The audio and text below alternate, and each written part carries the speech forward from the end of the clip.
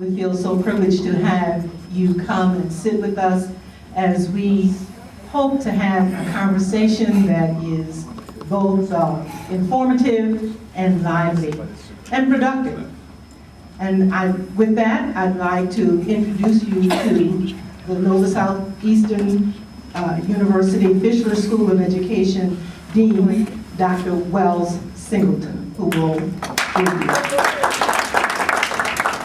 Thank you, and a very special welcome to all of you, particularly those of you from the community at large, and our very, very special friends at ASCD. We have several initiatives with you, and we're very proud of that relationship. And of course, I saved the best for last, and that is our very good partners and friends at Miami-Dade Schools, the #1 school district in the country. Now, we have relationships with about 200 school districts around the country. So I always have to be careful how I say that. But I can tell you that I don't say it about any other school district except this one and the superintendent, who's a fabulous leader. On the other hand, let me tell you that on behalf of George Hambury, the president of Nova Southeastern University, and Dr. Hambury Board of Trustees, I bring you welcome and very thankful that you're here. This campus is a standalone education campus, which is very unique in the United States. In fact, I think we're the only one with about 430 employees who report here, all of whom are not housed here, but they do report here. And we are a main part of North Miami Beach and Miami-Dade County. And we're very, very proud of it. We have approximately 14,000 students with this unit alone, primarily located across the United States, undergraduate and graduate, although about 80% of our students are graduate level, and indeed around the world. So we are a very, very big operation, and I'm very proud that some of my colleagues who are here today are part of a team that is very nimble, very flexible, ready to move. So on that note, having given my plug, I say that because we're part of your community and you're part of our community. And I am very proud to be here with you today. So thank you very much for being here. This is going to be a very dynamic, very exciting day for you. I'm going to reintroduce Lois, and then she'll do the honors of the special guests. Thank you. At the core of our work here at Nova is 8 core values, of course, with a vision and a mission. And central to those values are community, student-centered, and service.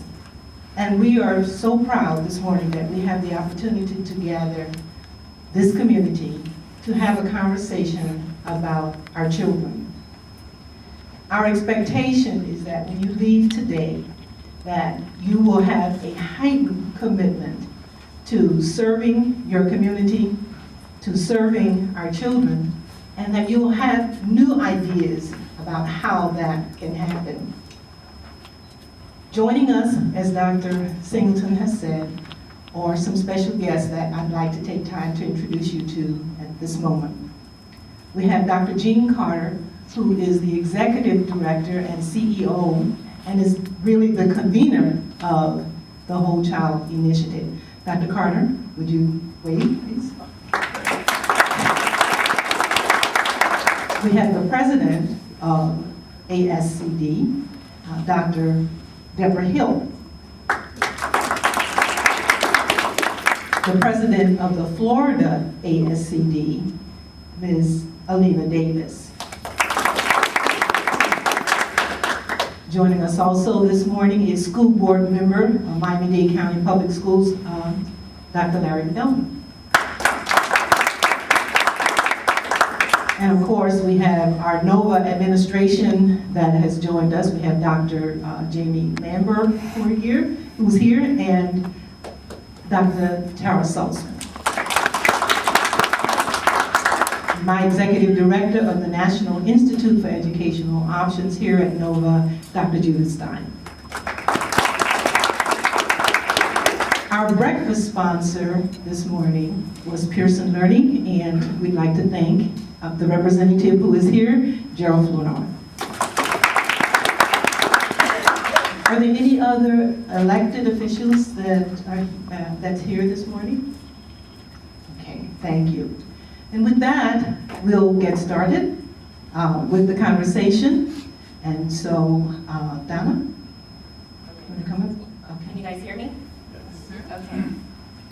Before I introduce Dr. Carter, I'd like to thank Nova Southeastern University for hosting our first ever whole child community conversation here in Florida. So Dr. Singleton, if you could come up here for a moment, please. On behalf of Florida ASCD, we would like to present Nova Southeastern University with this plaque in recognition and appreciation for hosting a whole child community conversation in advocacy for healthy, safe, engaged, supported, and challenged young people. Thank you for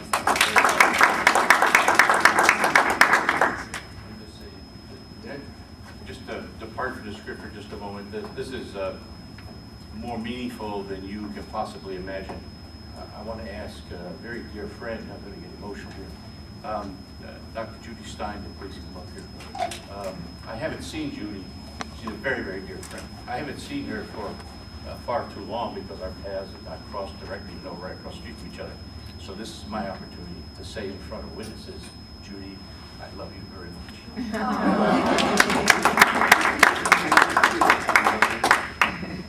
And so this plaque, this plaque in large measure is because the organization that she heads up, which is such an integral part of all that we do here at the Fisher School. So again, thank you very much. Very, very much. I appreciate it. Thank you so much.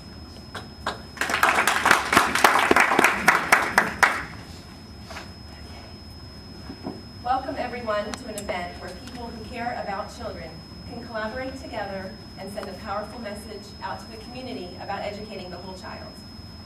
I am Alina Davis, president of Florida ASCD. I'm also a classroom teacher in Orange County Public Schools, working toward becoming a school administrator through Florida State University. Part of my inspiration to pursue a degree in educational leadership came out of the relationships that I have built with ASCD affiliate leaders all over the world. I have learned that with the collective support of people who care and the passion in my heart to provide each child a whole child education, I can make a difference. Dr. Carter is one of those individuals who has ignited my aspiration towards educational leadership. Dr. Carter is the executive director and CEO of ASCD, a nonprofit, nonpartisan professional organization with 140,000 members in 134 countries and with 56 affiliates, one of the largest education organizations in the world. He is a veteran educator with experiences including classroom teacher, school administrator, superintendent, and university professor. Dr. Carter served 9 years as the superintendent of schools for Norfolk, Virginia. He was successful in reducing the dropout rate, building a partnership program with the private sector, implementing a district-wide school improvement program, establishing an early education center for 3-year-olds and their parents, and creating a regional scholarship foundation for public school students. His service to community, business, and civic organizations includes serving on the board of directors for Norfolk Southern Corporation, the American Bar Association Advisory Commission on Public Education, the America-Israel Friendship League Education Advisory Committee, the Education Commission of the State Advisory Board, National Commission on Service Learning, the National Commission on Asia in the Schools, and the Longview Foundation Board of Directors. Dr. Carter has received many honors and awards, including the Distinguished Alumni Award from Teachers College, Columbia University. He was selected as the very first National Superintendent of the Year by the American Association for School Administrators. He is listed among who's who among Black Americans, and 3 times was named one of the top 100 executive educators in North America by the Executive Educator magazine. He has written numerous articles and book chapters concentrating on educational issues and topics, including being the co-author of The American School Superintendent, Leading in an Age of Pressure. Dr. Carter has participated in international educational seminars in 21 countries and has led professional delegations in 7. While each of these accolades alone is quite impressive, the most remarkable is that Dr. Carter is disseminating a message around the world that calls each one of us to rethink our vision of education, to redefine what is seen as successful learning and how we measure that success. Dr. Carter and ASCD are leading this change, and they are inviting us to join in this important work. It is with great honor to introduce to you the convener of the Whole Child Initiative, an initiative that can change the world by each community ensuring that each child is healthy, safe, engaged, supported, and challenged. Ladies and gentlemen, Dr. Jean Carter.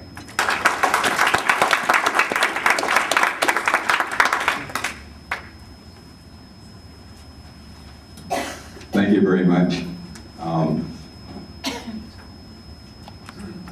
I hadn't imagined that the introduction was going to be longer than my comments, but the wisdom that was articulated by Alina, much appreciated, and I only wish my grandchildren had been here to hear what their granddad is all about, because sometimes they question the work that I do and the time that I spend away from them.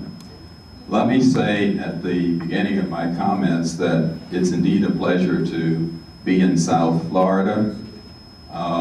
Being in South Florida at this time of the year is the greatest place in the world to be. When you come from north of here, where there is snow, where the temperature is dipping well below freezing, and to think that you can wake up and see the sunshine, view the water, where it's 70+ degrees, and the people are so radiant and pleasant. I want to share with you just a story very quickly that provides a backdrop for my comments. When I was superintendent in the dinosaur age, I was visiting an elementary school, and it was during the time that our teachers were beginning to explore the blended learning proposition. And students were being engaged in novel sorts of interactive ways. And I happened to be visiting on a morning where they were recapitulating the work that they had been doing around the life of Socrates. And the teacher had mentioned briefly to me that they were going to be summarizing what they had learned in their own words. And so she began, and she identified youngsters in the class and asked what had they learned about Socrates. And she called upon one young man, and he said Socrates was a great philosopher, and he said a few other things. And then she called on another young lady, and she said, and he was a great speaker and thinker. And she added to that. And then in the back of the room, and the kids were not in rows, they were in sort of a semicircle. And he said, Socrates talked a lot, and his friends poisoned him. So I sort of brought that adage to the construction of my remarks, because I was told that I should be brief and to the point, that the focus was actually going to be on the conversation.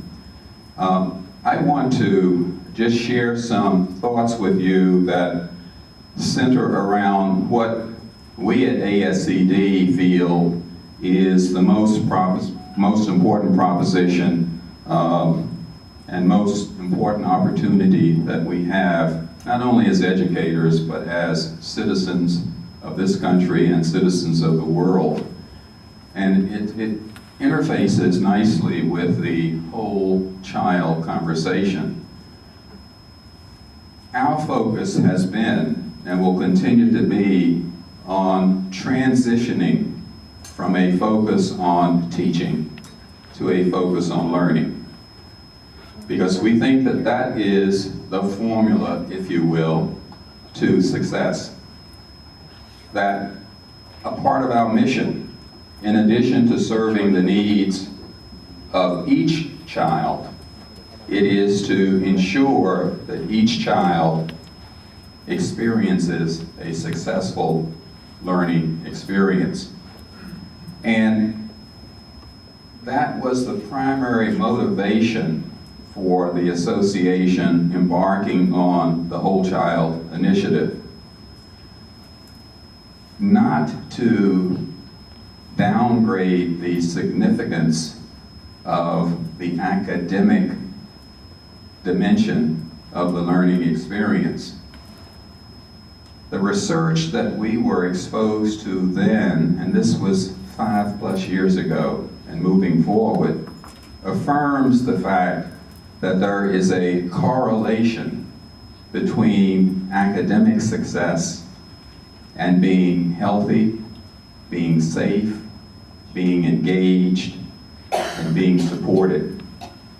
And so we set out to ascertain whether or not that was a proposition that not just we as educators believed in and supported, but the broader community, potentially at least, not only would embrace, but we would be empowered to work with us to pursue.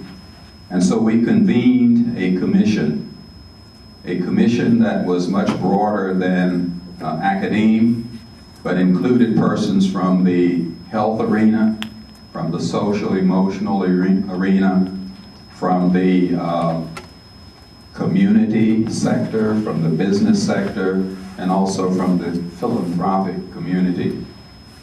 And we raised one question, and raising one question is unusual for educators. We raised one question, and we said, if you were starting from scratch, knowing what you know, and with the vision that you have in mind for what we ought to be doing to help young people prepare for a bright future, where would you start? And what would you do? And that meeting took place over the course of 4 days. And it was illuminating to hear from them, not necessarily using the same terminology that we had identified, but the fact that they felt that we all ought to be about addressing the needs of children. And later we added each child in a holistic fashion. And that led us to begin our journey. 2 or 3 years after that first commission, we formed another commission, because the intent was to see if we had been true to what grew out of that first series of meetings, and to ascertain how we might improve upon the proposition as we continue to move forward. And the second commission said, the work is moving along nicely, but there's a gap.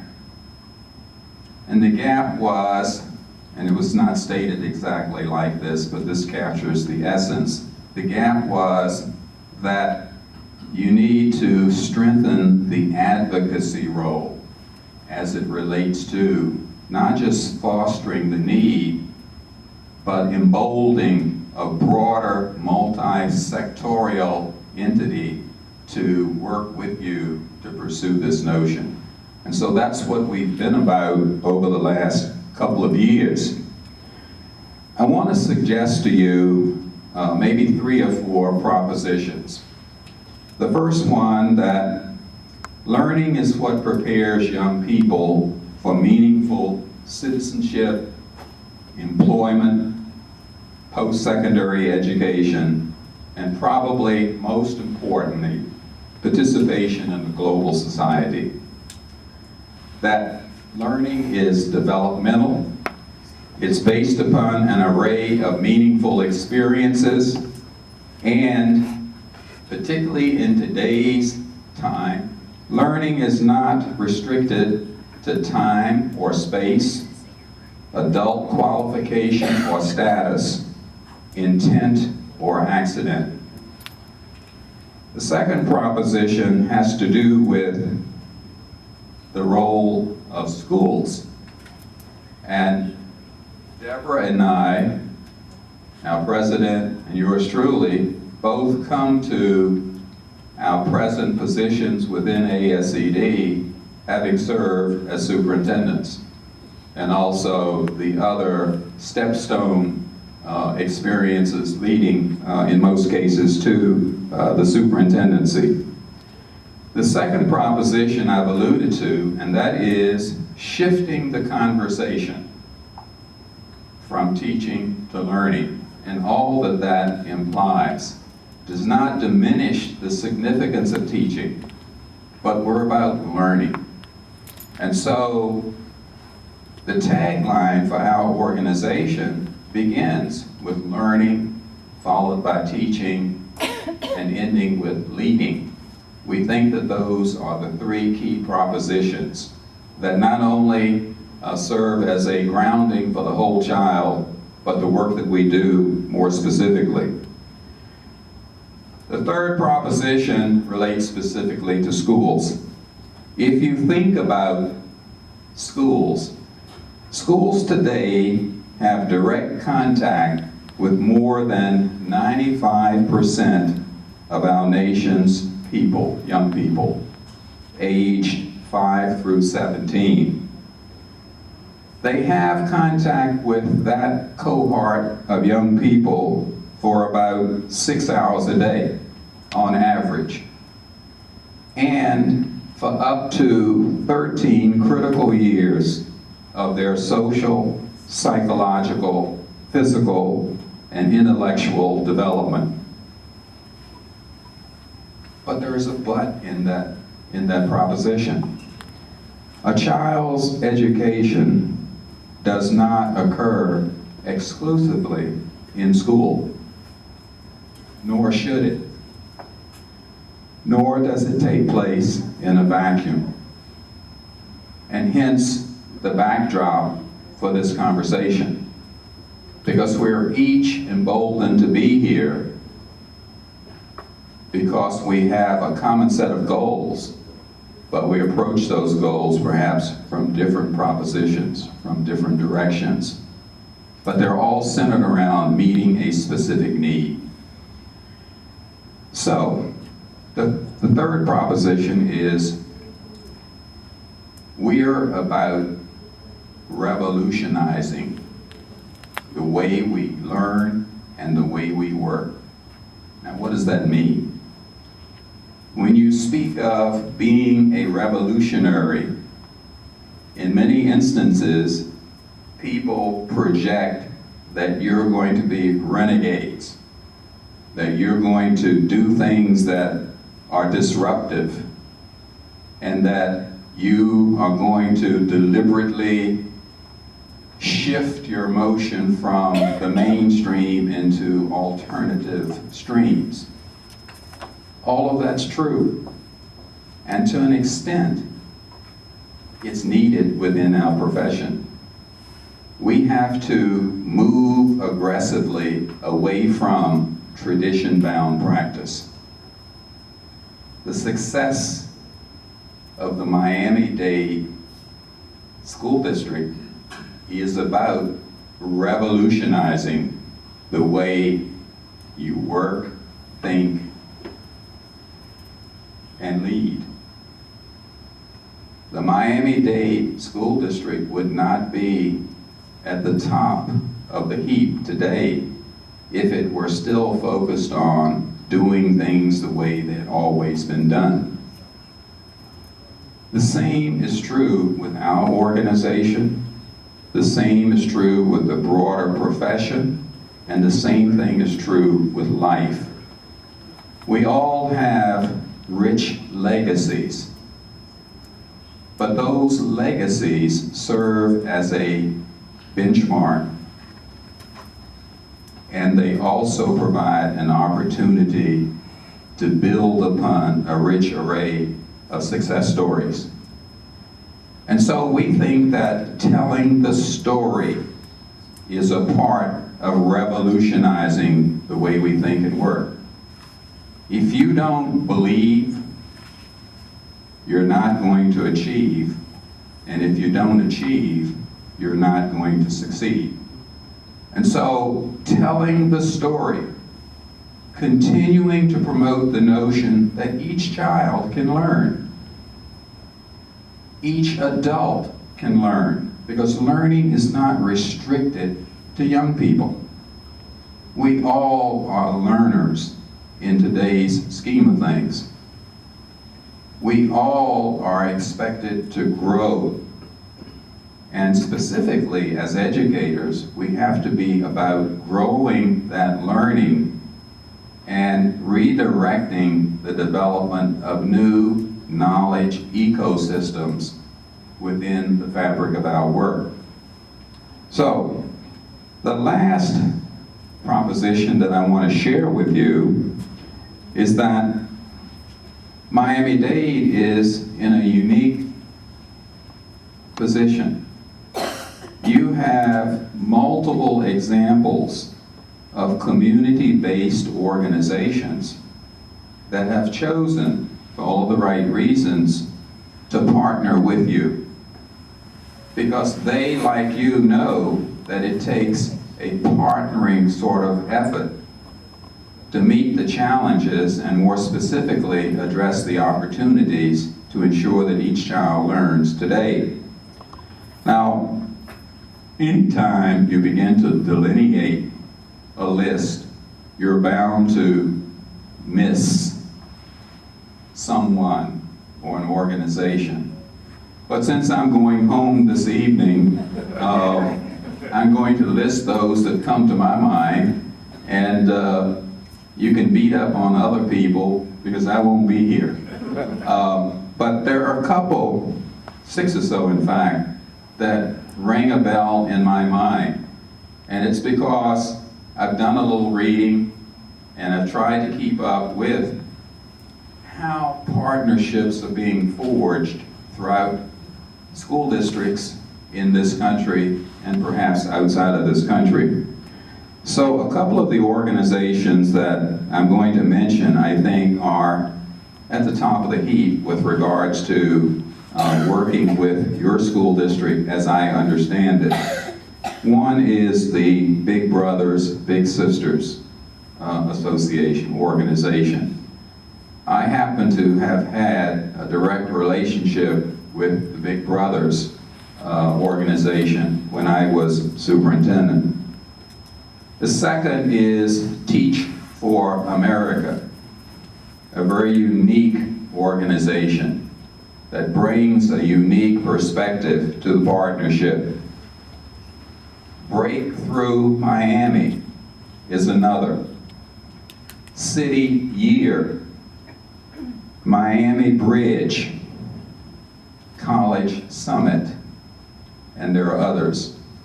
Now, interestingly, each of these has been recognized not only regionally, but beyond, and are being held as models that other districts, other communities might choose to emulate.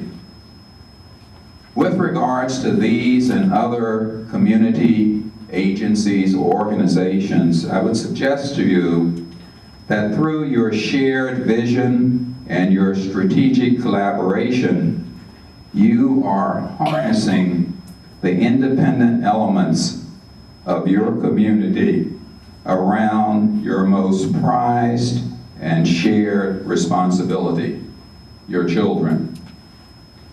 And I applaud your work and commitment to serving the common good in your respective communities, and would admonish you to keep up the good work, because the benefits, the payoff, if you will benefit each of us.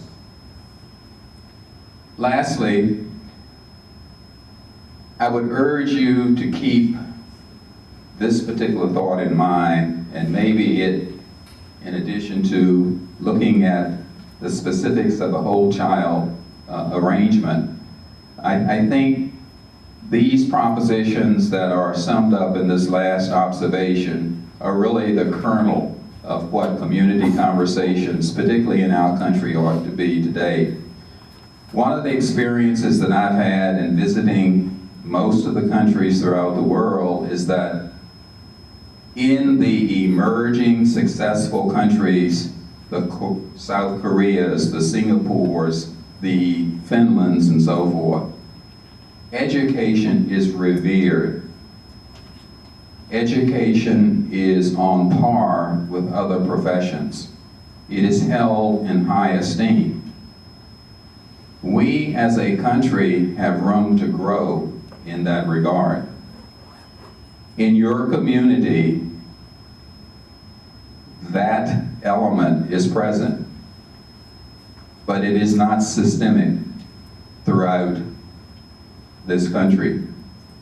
And so I would suggest to you that the demands of the 21st century require a new approach to education to fully prepare each student for college, career, and citizenship, and that a whole child approach to education addresses students' comprehensive needs through the shared responsibility of students, families, schools, and communities. That together, you and I, the collective we, can make this vision of a system focused on learning the reality for each child. By expanding learning opportunities, we can ensure that each child is safe academically, emotionally, and physically, and that he or she may participate in active, authentic, experiential learning opportunities. And that if in a collective mode, together, we can eliminate the barriers of time, money, geography, role, and expertise to ensure that each child may learn in pace with his or her development. In short, each child will be successful because we will apply the whole child template to form the set of experiences and the set of expectations that go with successful learning.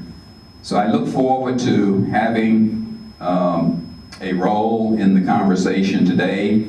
None of us is exclusively knowledgeable about all propositions, but collectively we can bring to the table most of what the research suggests, most of what you found to be successful experiences, but most importantly, the commitment, the perseverance, and the desire to continue to improve. So thank you very much. I look forward to chatting with each of you. And again, congratulations to the community agencies represented and to the wonderful school district that you have in Miami-Dade County. Thank you. Thank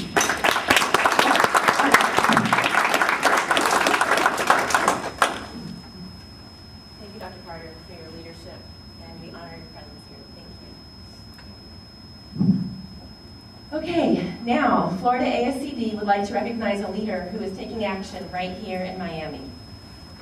Superintendent Alberto Carvalho has made significant impact as the superintendent of Miami-Dade Public Schools.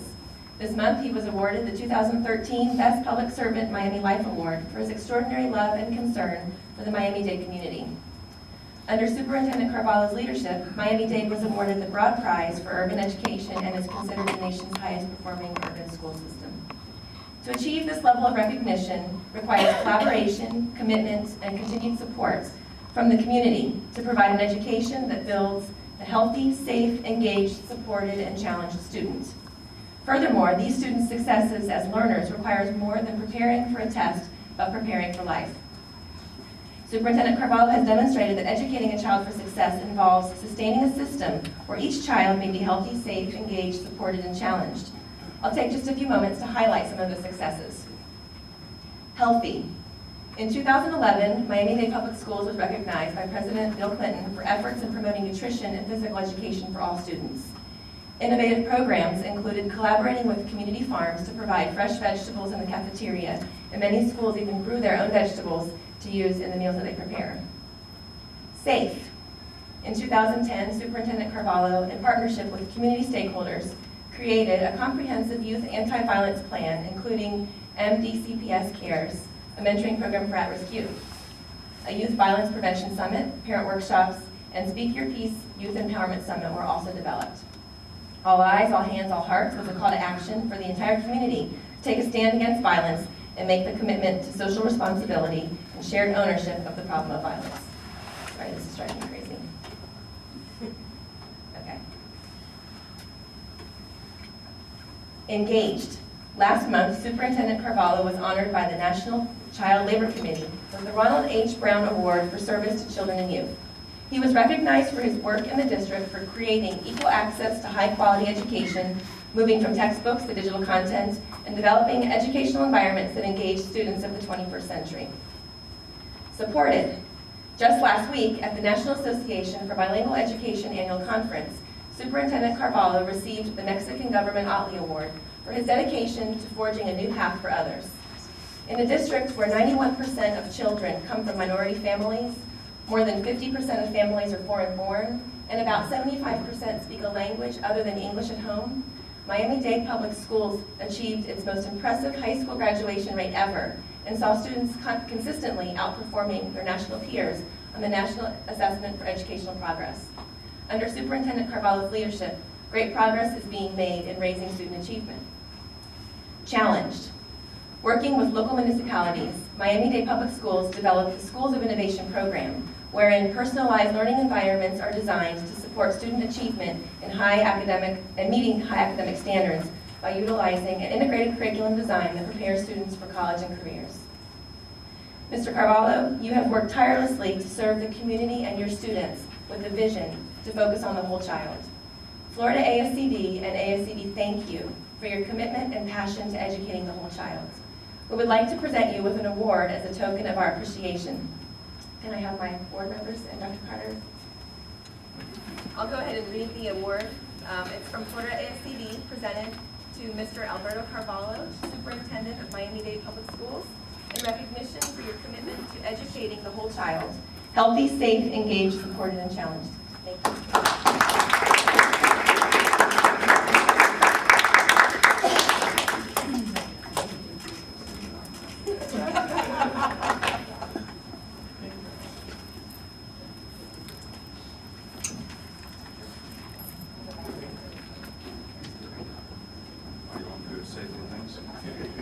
Thank you. Well, number one, if I'm going to say a few things, if I'm going to speak for more than 2 minutes, I'd like a bottle of water at close reach.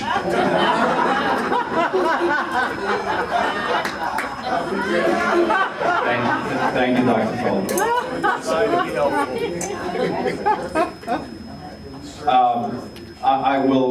I listened carefully to the words that Dr. Carter spoke just a little while ago, and the most profound advice that I heard, and I no doubt will use in future conversations, is brevity is important, lest you suffer the same fate that Socrates did. I certainly appreciate the work of ASCD, the leadership, and the work of Florida ASCD, and this terrific award that's being bestowed on me. But this is, in fact, an award that recognizes the collaborative work of a caring community. This is not about Alberto receiving this award. This is about a community showing up, standing up, speaking up for every single child. Those who come ready to learn, those who do not arrive at schools with the readiness that we would hope for, those who are invisible to many around us, those who are fragile, living fragile lives in fragile environments. So receiving this award is receiving a recognition that honors the collective community in embracing every single child. I can tell you that we embrace certain principles here in Miami. We also embrace this concept of dramatically abandoning functions and resources that do not connect directly with children. Our determined focus on the child, our determined focus on learning drives our work and has driven our work over the past 4.5 years. I can say this to you, the most remarkable thing about Miami-Dade is that we took this journey from the impossible to the inevitable during the most dramatic times in our nation's history from an economic perspective. Anybody can tell you that when the money is available, when accountability pressures are not extreme, when there is no political discord or rhetoric on the national or state levels, probably educational reform is easy.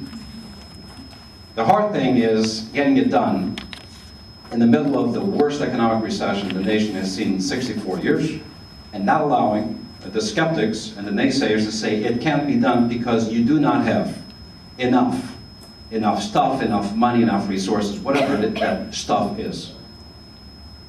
The tough thing is to do it during a dramatically increased requirement on our teachers and our leaders.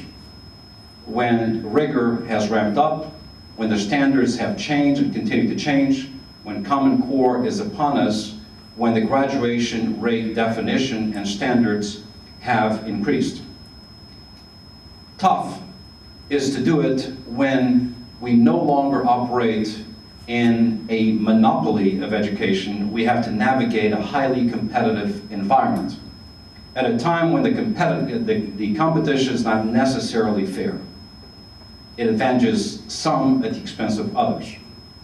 And with all that said, we stand proudly as a school system, in my opinion, as the beacon of hope and opportunity, not only for those who live in Miami-Dade, but a beacon of hope and opportunity for those across our country. Here's why this is so significant to me personally.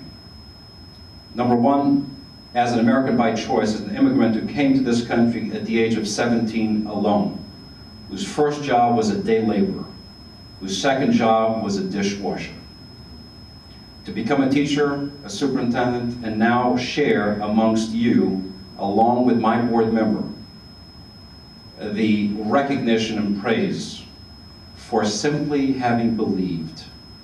As Dr. Carter said, from belief to achievement to success.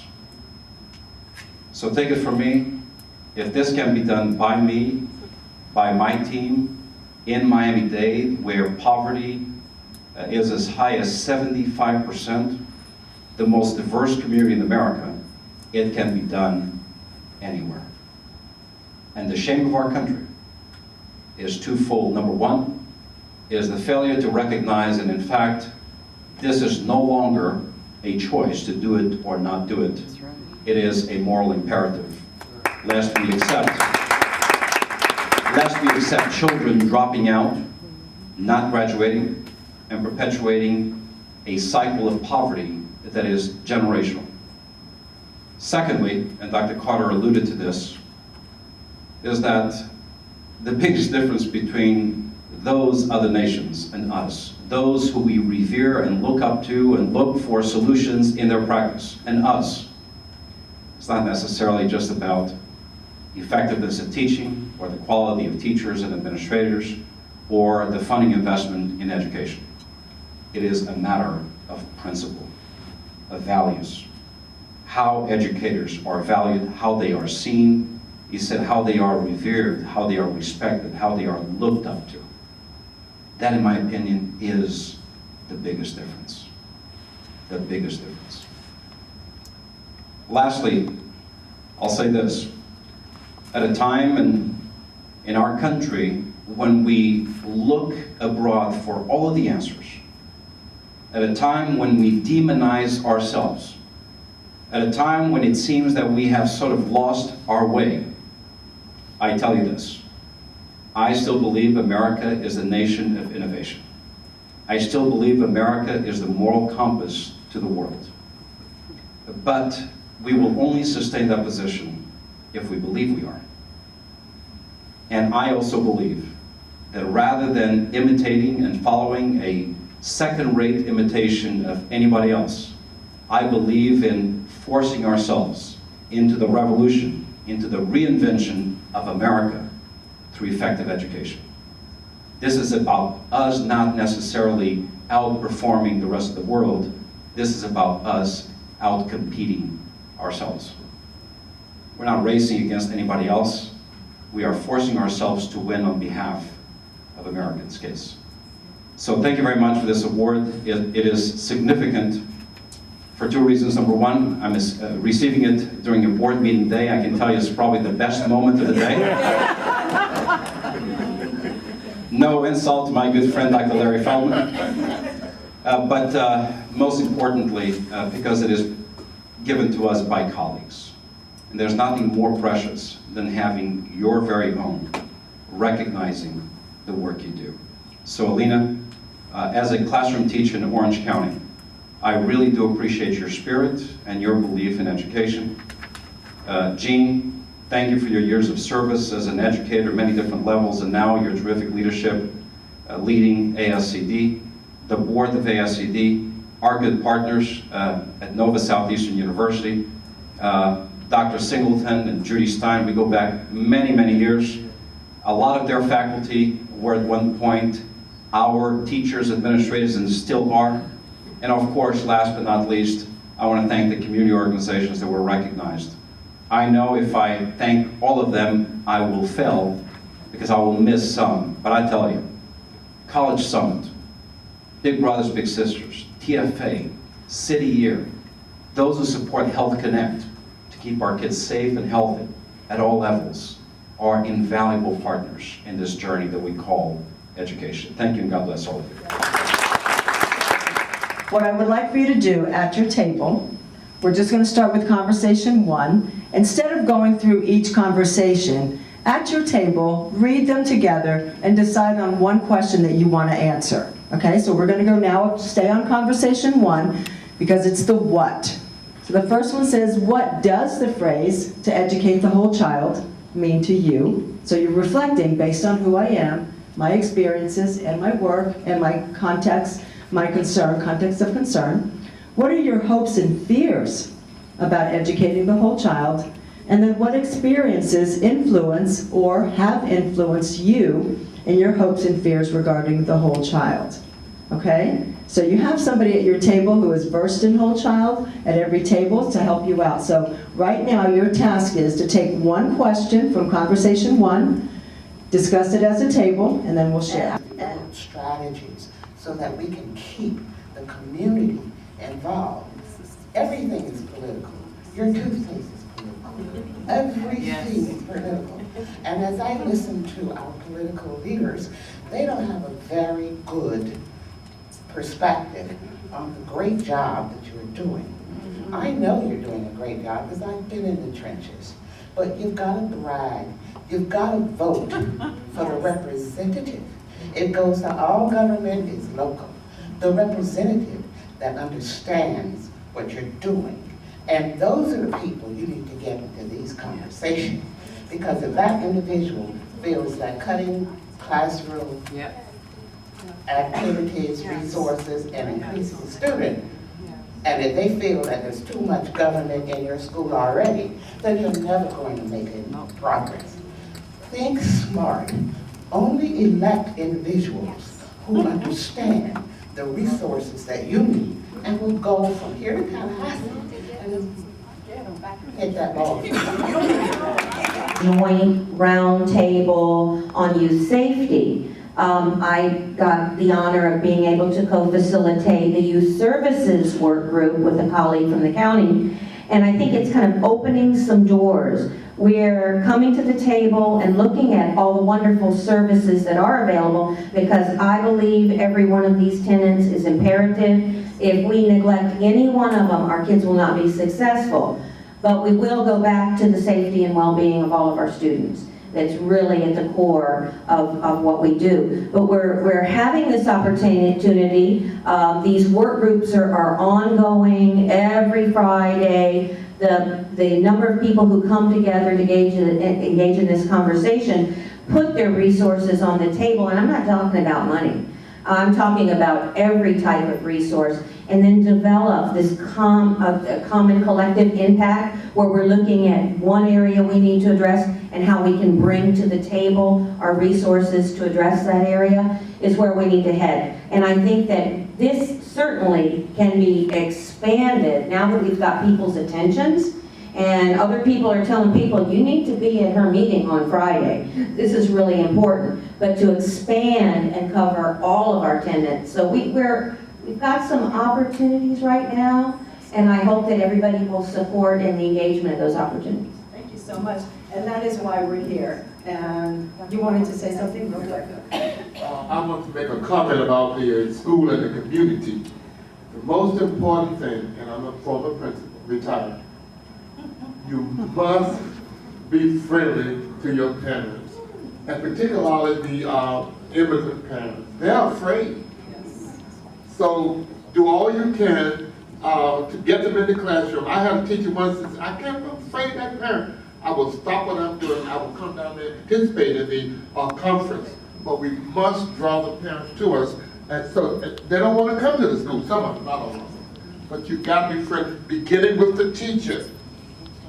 Whatever you can to make them feel at home, that this is my school, I'm here to teach this child, and that's the beginning. Thank you so much, thank you. And Dr. Carter? I was really pointing to this lady in green who was trying to get your attention. But I've never found a microphone that I didn't like.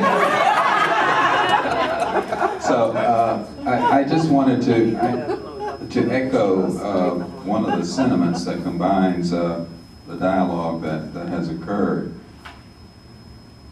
It's not an either or among the tenants with regards to providing for the whole child. Each is related to the other. Having said that, the various agencies and partnering entities who have spoken this morning may have unique skills, unique areas of focus, when integrated, are a significant force to help you who are in the schoolhouse, who are in school districts, in higher ed, wherever.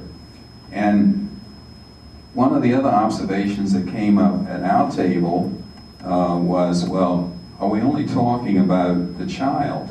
Well, the child is the center of the constellation, but all of those other stars come into being.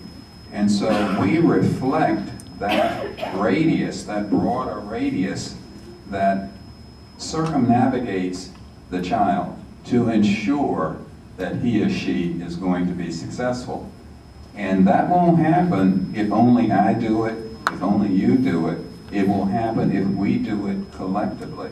So I'm going to leave here with greater admiration and also feeling the love and feeling the passion and also the admonition that you've expressed amongst yourselves that you're going to not only do the work, but you're going to guarantee that it becomes sustainable over time.